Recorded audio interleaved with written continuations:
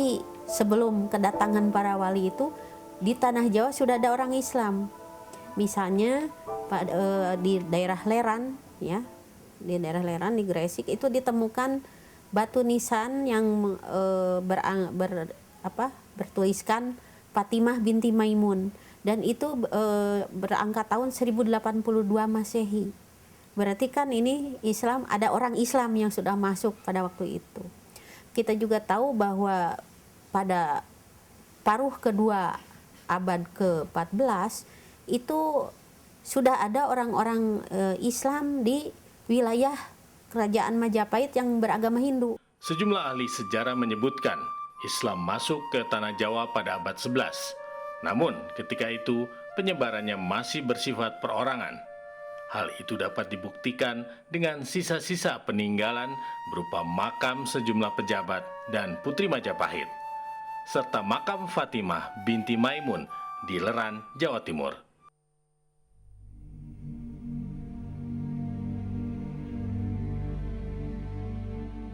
Awal abad 14 merupakan abad di mana terjadinya proses Islamisasi di tanah Jawa. 9 wali atau yang dikenal dengan sebutan Wali Songo hadir di tanah Jawa sebagai pendakwah sekaligus pemimpin di sejumlah wilayah di Pulau Jawa. Kedatangan Wali Songo ke tanah Jawa tidak dilakukan secara serentak, melainkan beberapa tahap. Bahkan di antara 9 wali ini ada yang memiliki hubungan darah, guru dan murid.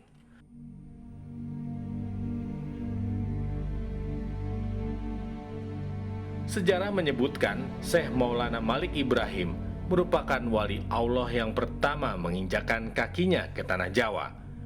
Maulana Malik Ibrahim yang lebih dikenal sebagai Sunan Gresik itu memang menurut beberapa pendapat itu dikatakan, misalnya yang pertama menyebut bahwa dia itu berasal dari negeri Maghribi, itu kalau sekarang itu kita menyebut itu Maroko, ya, di Afrika Utara. Itu sebabnya dia dikenal sebagai Maulana Maghribi. Nah, namun kita juga tahu bahwa ada yang menyebut wah dia ini sebetulnya berasal dari Persia, ya.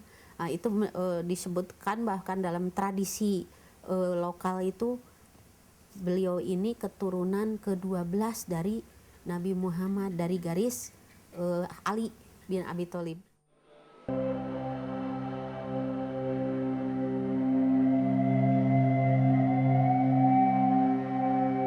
Desa Sembalo kini bernama Leran, sekitar 9 km dari Gresik, Jawa Timur, merupakan daerah pertama di mana Syekh Maulana Malik Ibrahim menyebarkan agama Islam. Sunan Gresik itu sebagai seorang wali itu merasa punya kewajiban untuk menyebarkan Islam, untuk berdakwah, ya. Jadi dia datang ke sana bukan atas undangan siapa-siapa, tapi atas kemauan sendiri. Jadi datang itu ke tempat ke tempat yang masyarakatnya masih dianggap beragama Hindu, Buddha.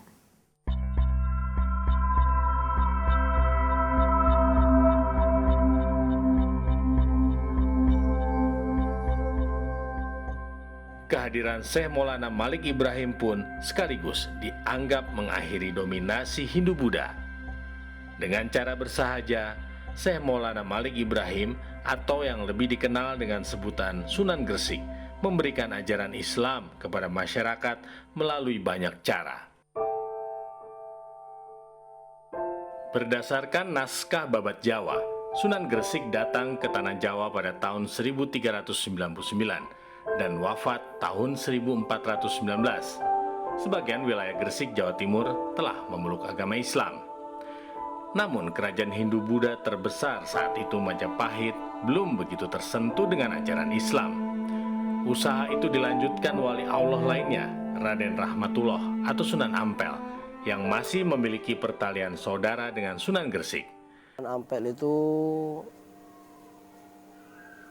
putra dari Maulana Ibrahim Samarkandi. Beliau dibesarkan di negara Samarkand. kemudian mempersunting Putri Campa, punya putralah Raden Ahmad Rahmatullah Sunan Ampel. Nah, Sunan Ampel dikirim ke tanah Jawa oleh ayahnya setelah meninggalnya Maulana Malik Ibrahim yang sekarang dikenal dengan nama Sunan Gresik.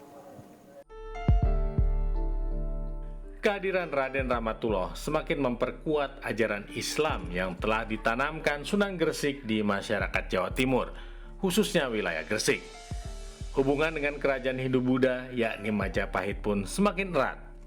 Sunan Ampel juga ternyata menikah dengan Nyai Gede Manila. Siapa Nyai Gede Manila ini? Nah, Nyai Gede Manila ini adalah putra Adipati Tuban, namanya Aryo Tejo. Ya, siapa Aryo Tejo? Ini adalah sebetulnya orang menyebut itu Raja Muda Majapahit.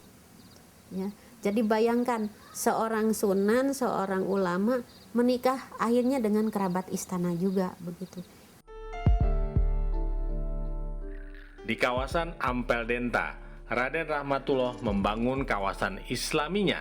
Sebutan Ampel pun melekat di dirinya. Tak hanya menyiarkan agama Islam, Sunan Ampel pun dikenal memiliki sifat kepemimpinan. Dan Sunan Ampel itu menunjukkan, nah ini, ciri seorang pemimpin itu dia bisa mengambil keputusan dalam situasi krisis. Sunan Ampel menghadapi situasi krisis, apa? Yaitu krisis yang berupa konflik di kerajaan Majapahit. Dan performance-nya lah begitu ya, Sunan Ampel itu tampaknya dia lebih keras, lebih tegas daripada Sunan Gresik. Itu satu.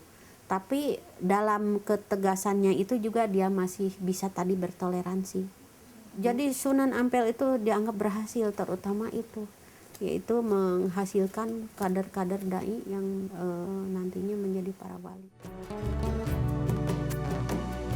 Raden Rahmatullah pun dianggap berhasil mencetak santri-santri di pesantrennya menjadi seorang wali Allah.